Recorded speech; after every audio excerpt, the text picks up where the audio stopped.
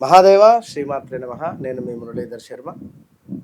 శ్రీ పరాభావ నామ సంవత్సర శుభ ఆశీస్సులతో ఉగాది నూతన సంవత్సరం మీకు ఎన్నో రకాలుగా కూడా నూతనంగా ఎంతో ఆనందాన్ని మీకు తేవాలి అని చెప్పి మనస్ఫూర్తిగా కూడా కోరుకుంటూ శ్రీ పరాభావ నామ సంవత్సర శుభ ఆశీస్సులు.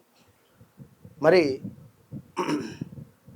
ఈ పరాభావ నామ సంవత్సరం ఉగాది షడ్రుచుల సమ్మేళనం, మరి ఉగాది పచ్చడి, దాని తర్వాత అందరూ చేసేది పంచాంగ శ్రవణం. మరి ఈ యొక్క పంచాంగ శ్రవణము అనేటువంటిది ఎందుకు అంటే మనకు జరగబోయే మంచి చెడు విషయాల పట్ల మనకొక తెలియని విషయాన్ని తెలుసుకొని ముందుకు వెళితే మనకు ఒకంత లాభము అనేటువంటిది ఉంటుంది. అదేవిధంగా మరి ఈ సంవత్సరము అందరికీ ద్వాదశ రాశుల వారికి ఏ విధంగా ఉండబోతోంది అనేటువంటి విషయాలను అన్నీ కూడా తెలుసుకునేటువంటి ప్రయత్నం చేద్దాం. మరి ఒక మాట, గ్రహచారము గోచారము అనేటువంటిది ఇవి రెండు కూడా మనకు చేంజెస్ వర్షన్స్. ఎందుకు అంటే గోచారములో మనకు గురువు సంవత్సరానికి ఒకసారి మారుతూ ఉంటాడు, 2.5 సంవత్సరాలకు ఒకసారి శనీశ్వరు మారుతూ ఉంటాడు. ఇవి రెండు మెయిన్ గ్రహాలు.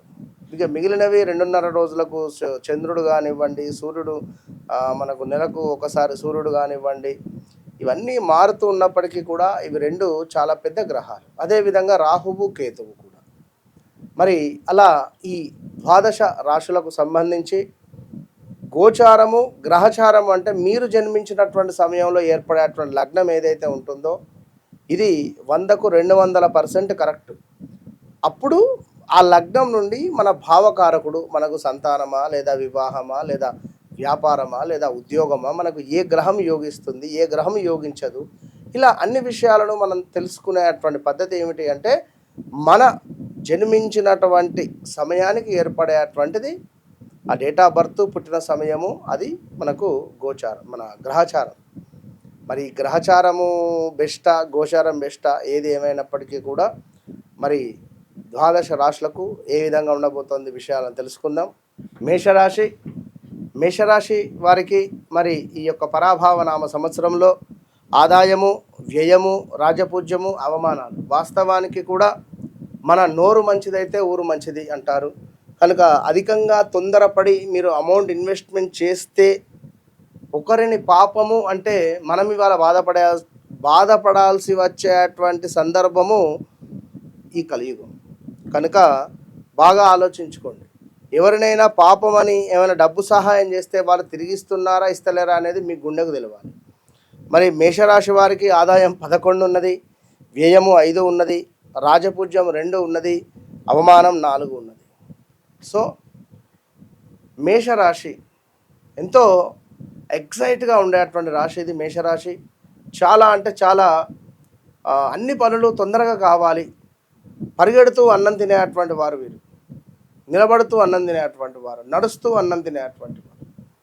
ఏదైనా పని ఆలస్యంగా అయితే అసలే తట్టుకోలేరు వీరు, తొందరగా పని కావాలి అని అనుకునేటువంటి వారే మేషరాశి వారు. మరి అలాంటి మేషరాశి వారికి మరి ఈ పరాభావ నామ సంవత్సరము ఏ విధంగా ఉండబోతోంది సుమారుగా అంటే మరి మనకు గడిచిన రోజులలో 2025 సుమారుగా జనవరి, ఫిబ్రవరి, మార్చ్, ఏప్రిల్ నుండే ఒకంత మనకు నెగిటివ్ ఇంపాక్ట్ అనేటువంటిది మొదలయ్యింది. ఇంకా గట్టిగా చూడాలి అని అనుకుంటే 2024 ఆగస్టు, సెప్టెంబర్ నుండే మీపై ఒక గూడు పుటాని నడిచింది అనేటువంటిది ఇది సత్యం. ఇది బాగా గమనించుకోండి. ఎందుకు అంటే అనిలు, అశోకు, అనిత, అర్జును, అదేవిధంగా ఇలాంటి పేర్లు ఉండేటువంటి వారు, లక్ష్మి, లవను, లక్ష్మణు, ఇలాంటి పేర్లతో కలిగినటువంటి వారికి పెను సంచలనాలు కానీ, ప్రదేశ మార్పులు కానీ, స్థాన చలనాలు కానివ్వండి, గడిచిన రోజులలో ఎన్నో ఇబ్బంది కలిగించేటువంటి సందర్భాలు, ఎంతో నమ్మినటువంటి వ్యక్తే మనకు మోసపూరితమైనటువంటి వాతావరణం చేయడం కావచ్చును. అదేవిధంగా అసలు 1, 2 అని కాదు, నిన్ను నేను పెళ్లి చేసుకుంటాను అని చెప్పి మనల్ని వదిలేసినటువంటి, వేరే వివాహం చేసుకున్నటువంటి దాఖలాలు కానివ్వండి, ఇలా ఎన్నెన్నో కూడా ఏర్పడినటువంటి దాఖలాలు ఉన్నవి. సరే, ఏదేమైనప్పటికీ కూడా మరి మేషరాశి అశ్విని నక్షత్రము, భరణి నక్షత్రము, కృత్తిక ఒకటో పాదం వారందరూ కూడా ధైర్యంగా ఉండండి. ఏలినాటి శని మిమ్మల్ని ఏమీ చేయదు. ఏలినాటి శనికి సంబంధించినటువంటి ఎలాంటి ఇబ్బందులు మీకు అనవసరం లేదు. ఎందుకు అంటే మీ జాతకంలో నడిచేటువంటి దశ అంతర్దశలను చూసుకోవాల్సింది.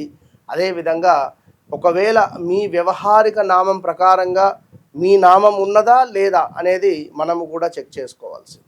గడిచిన రోజులలో సొంత తండ్రినో తల్లినో కోల్పోయిన దాఖలాలు, విపరీతంగా డబ్బు ఖర్చు అయినటువంటి దాఖలాలు, అదేవిధంగా కొన్ని సందర్భాలలో మరి మేషరాశి వారికి ఏదో నెగిటివ్ ఇంపాక్ట్, అరే నాకే ఎందుకు ఇట్లా, నేను ఎప్పుడూ నా జీవితంలో కూడా ఇట్లా జరగలేదే, ఇదే ఫస్ట్ టైం అనేటువంటి ఏదో ఒక మీకు లైక్ సంఘటనలు మిమ్మల్ని బాధ పెట్టినటువంటి సందర్భాలు ఉంటాయి. అదేవిధంగా ఆరోగ్యానికి సంబంధించింది కూడా ఆపరేషన్స్ రిలేటెడ్ కానీ, పైల్స్ కానివ్వండి, ఏమైనా హీట్ కు సంబంధించింది కానివ్వండి, కాలో చెయ్యో విరగడాలు కానివ్వండి, గత 2025లో జరిగిపోయినవి ఆల్రెడీ కూడా. మరి ఈ 2026 పరాభావనామ సంవత్సరంలో కొంతమేర పర్వాలేదు, ధైర్యంగా ఉండండి. మీరు ముందు ధైర్యంగా ఉండండి. ఎందుకంటే ఎప్పుడు ఒక తీరు ఉండదు. అర్ధాష్టమ శని, తర్వాత ఏలినాటి శని, తర్వాత సప్తమ శని, తర్వాత అష్టమ గురువు, తర్వాత అర్ధాష్టమం, ఇట్లనే ఉంటుంది. ఎందుకంటే ఒక సంవత్సరం బాగుంటే బాగుంది అని చెప్పి మనం గల్లా ఎగరవేసుకోవద్దు. ఎప్పుడైనా మనకు వచ్చేటువంటి డబ్బు 100 రూపాయలు వచ్చింది, ఇందులో నుండి ఒక 10 రూపాయలు మనం దానానికి కేటాయించుకోవడం ద్వారా ఈ వచ్చినటువంటి 100 రూపాయలలో ఆ 90 రూపాయలు శుద్ధి అవుతాయి. 100కు 100 తోసేయి లోపల అని అనుకున్నట్టయితే ఇబ్బంది ఎదురవుతుంది. సో అలాంటి బుద్ధి అయితే మీది కాదు, ఇది సత్యము. 10 రూపాయలు అడిగితే 15 రూపాయలు ఇచ్చేటువంటి వ్యక్తి మీరు, మేషరాశి కానీ వీళ్ళందరూ కూడా కొంచెము తొందరపాటు స్వభావాన్ని తక్కువ చేసుకోండి. పనులు నత్తనడకగానే సాగేటువంటి పరిస్థితి ఉంటుంది. మితి మీరినటువంటి డబ్బు ఖర్చు అయ్యేటువంటి పరిస్థితి ఉంటుంది. సుమారుగా మనకు September, October, like October, November ఈ సందర్భాలలో కొంతమేర మంచి యోగం అయితే ఏర్పడే పరిస్థితి ఉంటుంది. ఇక ఈ మనకు మార్చి 19వ తారీఖు నుండి సుమారుగా కూడా ఒక 5-6 నెలలు, అంటే April, May, June, July, August, September, October వరకు బీ కేర్ఫుల్. ఎలాంటి ఇన్వెస్ట్మెంట్స్ చేయాలనుకున్నా ఇది సరైన సమయం, గుర్తుంచుకోండి. ల్యాండ్స్ కానివ్వండి, ఓపెన్ ఫ్లాట్స్ కానివ్వండి, అగ్రికల్చర్ ల్యాండ్స్ కానివ్వండి, ఏమైనా ఇల్లు తీసుకోవాలనుకున్నా, అపార్ట్మెంట్స్ తీసుకోవాలనుకున్నా ఇది సరైన సమయము అని బాగా గమనించుకోండి. ఈ సమయంలో ఇన్వెస్ట్మెంట్ చేసేటువంటి ప్రయత్నం చేయండి. చేస్తే కనుక ఒక 2 నుంచి 3 సంవత్సరాలలో సుమారుగా మీకు ఇది రెట్టింపు కానీ లేదా ఇంకా అంతకు మించి వెళ్ళేటువంటి పరిస్థితి ఉంటుంది. కనుక ఒక ఏ ఏరియాలో ల్యాండ్ తీసుకోవాలనేది కూడా మీ వ్యక్తిగత జాతకాన్ని చెక్ చేసుకోవాలి. ఎందుకంటే ఫలానా మేషరాశి వారు వాస్తవానికి మీరు ఆ అక్షరం కానీ లాక్షరం మీద కానీ తీసుకోవాలి. ఒకవేళ మీ లగ్నం కానీ మీ వ్యవహారిక నామం కానీ చేంజింగ్ అయ్యింది అని అనుకునేటువంటి సందర్భాలలో మరి చెప్పలేము. మీకు లక్కీ అక్షరం అనేటువంటిది ఉంటుంది, లక్కీ నెంబర్ అనేటువంటిది ఒకటి ఉంటుంది, లక్కీ ప్లేస్ అనేటువంటిది ఒకటి ఉంటుంది. ఆ ప్లేస్లో కనుక మీరు కొన్నట్టయితే అద్భుతంగా కలిసి వస్తుంది. సో ఇన్ని విషయాలు ఉంటాయి. సో ఏది ఏమైనా రాబోయే రోజులలో పరాభావ నామ సంవత్సరంలో వివాహం కాని వారికి వివాహ యోగము ఉన్నది, సంతానం కాని వారికి మాత్రం సంతాన యోగం లేదు. మీ వ్యక్తిగత జాతకరీత్యా ఏమైనా నడిచే దశ అంతర్దశలలో చెప్పలేం. ఇక అదేవిధంగా ఎవరైతే ఈ మనకు మేషరాశి వారు ఉన్నారో మనకు సుమారుగా కూడా ఉద్యోగ ప్రయత్నాలు కానీ విదేశీ ప్రయత్నాలు కానీ కొంత కుంటుపడేటువంటి పరిస్థితులే ఉన్నవి.